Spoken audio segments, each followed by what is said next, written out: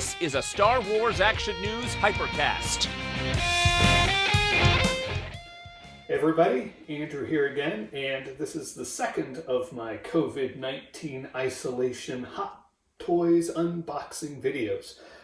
If you joined me last time, we opened up the Chewbacca and Han Solo set from The Force Awakens, which goes way, way back, and this time I'm jumping a few years ahead of that, and we're going to look at a figure that had me kind of raise my eyebrows when it was first announced.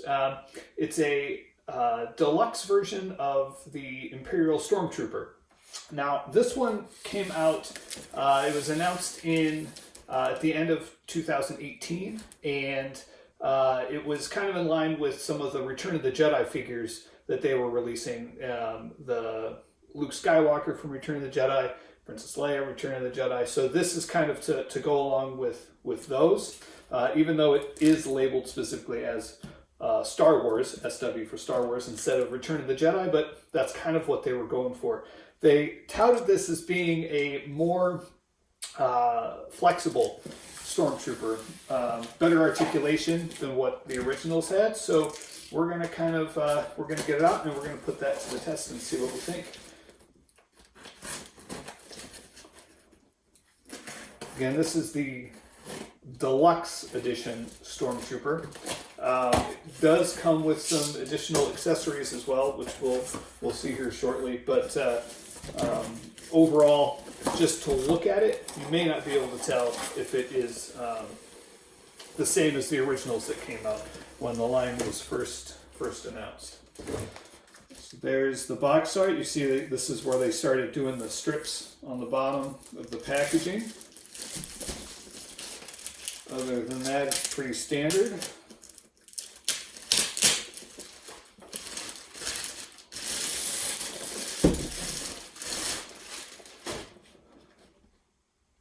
It's an interesting image that they've got there, almost like he's trying to give you a high five. Not very COVID-19 safe. Maybe he's just giving a friendly wave as he's keeping socially distant. And there we have him and his buddies running down the corridor. Here's a little sneak preview of one of the accessories it comes with.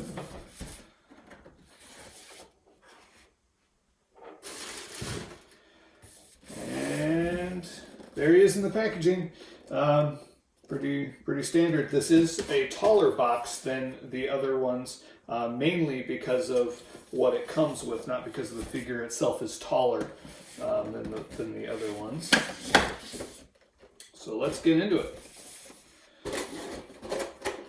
Start off with the figure itself.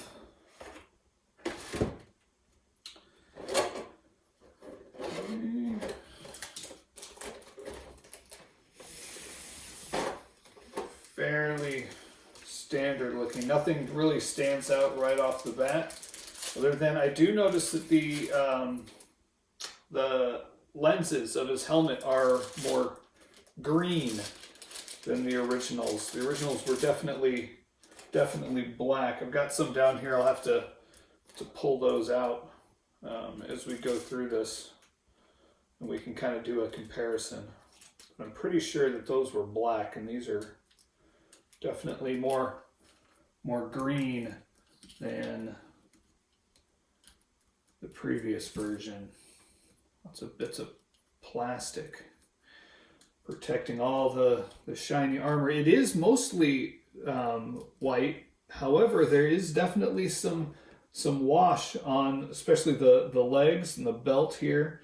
A little bit on the arm armor. But it is mostly shiny other than that, which again kind of makes it feel more like it would be on Endor as opposed to on the Death Star, where there is no dirt to necessitate giving him a wash. It's really heavy down here on the feet, especially on the right foot. It's almost black in some of those gouges there.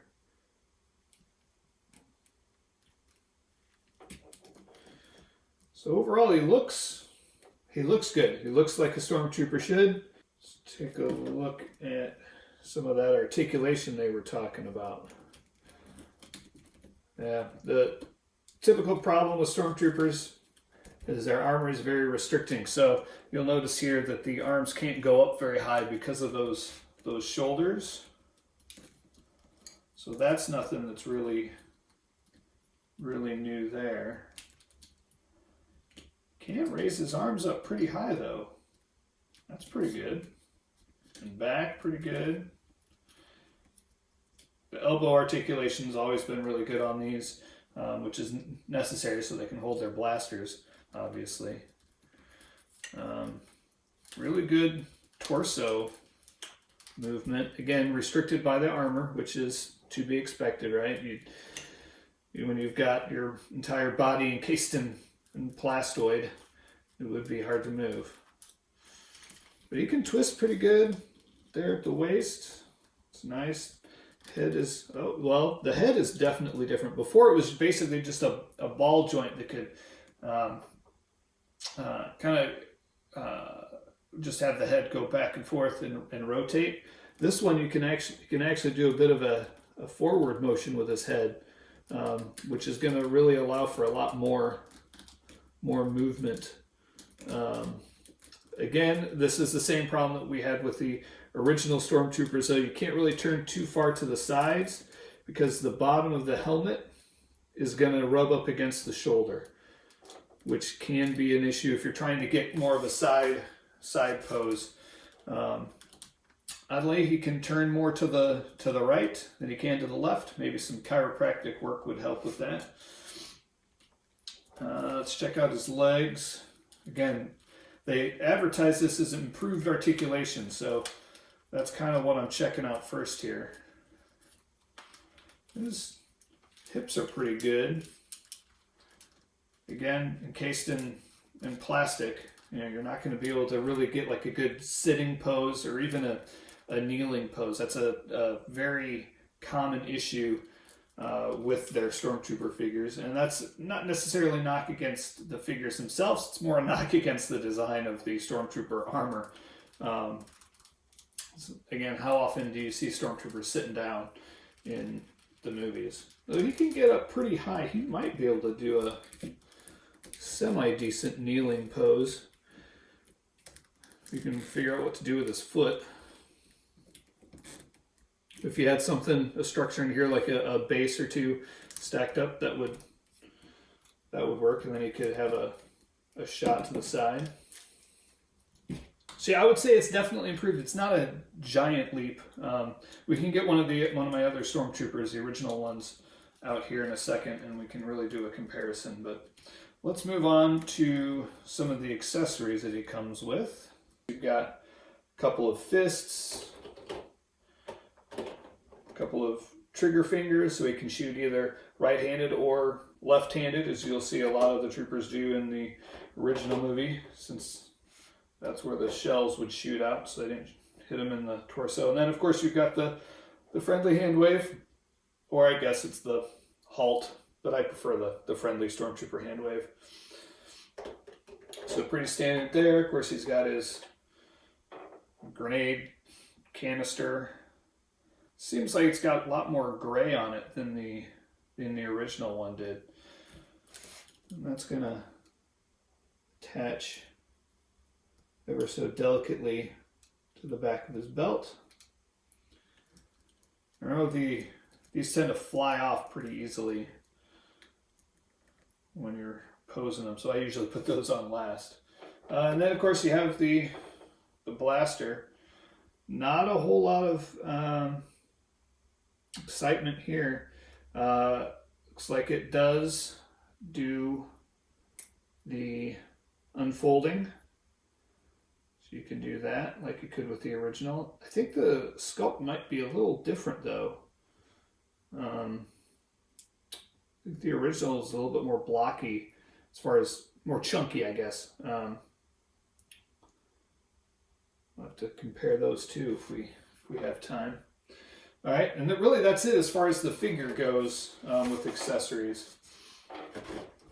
But one of the nice things that this deluxe figure comes with is with the base. And you know me and my bases. I prefer something that's going to be dynamic, something that's going to look interesting on the shelf, as opposed to just a platform that they stand on. And this one comes with a pretty basic, looks like, you know, you consider it to be the Death Star floor base, which is interesting since this was in line with their Return of the Jedi figures, but and since he's got that dirt wash on him, I'm not sure where all that dirt is coming from on the Death Star, but there it is. It's got the nice nameplate on the front, so you can know that this is in fact a Stormtrooper. But it's nice. It's got some, you can't really see it probably on the video, but there is some highlights on the base. Little speckles where if the light catches it, it doesn't look like it's just flat gray, which is really nice. And it's got a different pattern than what we've seen with other ones too. And of course, the crotch holder. But this is the part that I really like. This is something that came with the Han Solo in Stormtrooper disguise. And it's a nice backdrop that you can attach to the base, which I think is phenomenal. It just snaps on like that. And you can put batteries in it, and it does light up, which is really phenomenal. I love my light up features. Although it does come with some clips, look like you could basically, if you got several of these, you could clip them together and make a nice long wall. The other side does also have a panel on it, which is really kind of interesting. It's basically just got a little insert. Aha, there's where you put in the batteries, right there, and a little switch. So if you wanted, you could, I suppose, have it displayed on this side as well. But that's interesting. You could, if you really wanted, you could almost print out any backdrop you wanted and slide it in here if you wanted it to be like the bunker on Endor or that kind of thing. Yeah, I really loved this backdrop when it came out with the Han in Stormtrooper disguise, and I really think it's a great addition to this. It really makes it a little easier to swallow buying yet another Stormtrooper if you've already got all the original ones. But speaking of those, let's go ahead and we'll get one of those out and we'll do a little comparison. All right, so here I've got the new deluxe Stormtrooper along with one of the originals that came out when the line first started. This one came with the red base. I got it in the 2-pack where there was the taller one and the shorter one. But this is the one that is roughly the same height as the new one, so that's the one that we're going to be doing some comparison with. So right off the bat, the first thing that I notice is that the blaster is in fact different. Not a lot different, but there are some definite distinctions. The scope is a different mold. The clip that goes into the side is definitely smaller on the new one. The wash is of course different. It's just the new one seems to be a lot more streamlined, and it's just a different kind of blaster. I don't know if they maybe based it on blasters for the Return of the Jedi, and that's what that is for, what the difference is.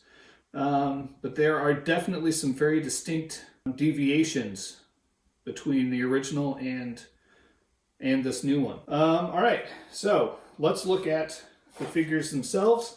The other thing that I noticed is, yep, these lenses in the original are definitely black, and the ones that come with the deluxe are definitely more green, and so that's different, and probably closer to what was actually used for the helmets themselves when making the movie. Let's look at the articulation. So if you'll remember, this is where the arms would go for the new one. And this is the arms on the original. So very similar there as far as how far up you can go. However, this is different. If you look at how far up they go forward versus this one, you can get these all the way up. At least I could with that one. Whereas on this one over here, you can only get them part way. Again, the head is much more articulate on the new one than the original, which is basically just side to side and kind of tipped forward. Hips are about the same. The thing that I do notice is that the fabric that is on the original almost gives the joints more of a spring effect where you can move them, but they don't stay, especially here in the legs. You can bring them out, but they tend to want to spring right back because that fabric is so tight. The knees are definitely, and the hips do not come forward. There's no way you're going to get this into much of a kneeling pose. This is about as far as you can get in a kneeling pose with this one, as opposed to the original, or the new one, which can almost get down to a kneeling pose. And again, you can't, like, he's leaning back because of how those hips work. He's not going to be, you can't really get him straight up and down. Hands look to be very similar. The sculpt is a little bit different on the armor on the back of the hands. The soles of the boots are black on the original, but they're definitely white on the new deluxe one. There's no black soles on the bottom of that. Of course, you've got the holsters on different sides. Really not a whole lot of difference in the motion, other than the arms can go up a lot higher on this. The head has a little bit more maneuverability, and the hips and knees can cause you to be able to get him down a little bit further on the new one. To try to pick which one's better, I think I have to say that the deluxe really is the deluxe in this case. The posability is better. I like the wash on the paint as far as giving it a little bit more detail and highlight. The original one looks probably better if you were to do a diorama in a Death Star hangar because it is pristine. But yeah, it's a great figure. These are still in stock at Sideshow. If you don't have a Stormtrooper, this is definitely the one to get. If you already have an army of Stormtroopers, it may not be worth it unless you really want to get a really cool, backdrop, or you want to start putting your Stormtroopers in some really cool poses. So anyway, that's it for that one. I do really like it. I think it's a really strong figure. Stormtroopers always look cool on the shelf, especially if you have several of them. And at this point, Hot Toys has released many Stormtroopers, and they look really good on the shelf together. So that's that for this video. I plan to do some more of these in the near future, so stay tuned and we'll see you next time. Thanks, guys. Thanks for watching. Please check out some of our other videos, and you can hear hundreds of Star Wars collecting podcasts and see photo galleries at our site, swactionnews.com.